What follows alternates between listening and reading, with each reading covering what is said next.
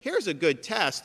If if I stood here with a photo from one of these books and you guys wouldn't be able to put it on your air, then it's probably not appropriate in a 6th grade classroom. I mean, that's probably where we go.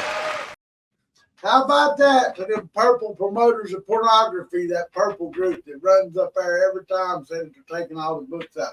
I played that because I think it's in our area with this group that they don't fight for, I don't hear none of them fight for these children that have been abused in the school, sexual abuse. None of them bring that up, but they'll fight like crazy over leaving books that have sexual pictures and sexual descriptions in it. I'm glad the governor said that for them. Look, I'm right there with you. It's good to see Ron DeSantis back in fighting shape, by the way. Yeah. You know, that Ron DeSantis sounds real good. And I'm going to say this.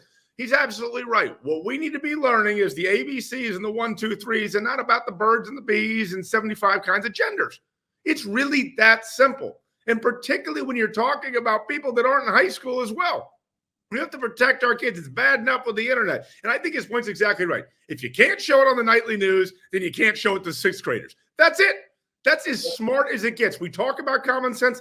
That's common sense. Fortunately, while Ron DeSantis is 1,000% right, the national media and the Democrats are just trying to create problems everywhere possible. And unfortunately, what Ron is doing right, if someone takes the time to explain it, is very, very good. And frankly, a lot of other people would nod and say, you know what? He's darn right. People never take the time and say, you know what?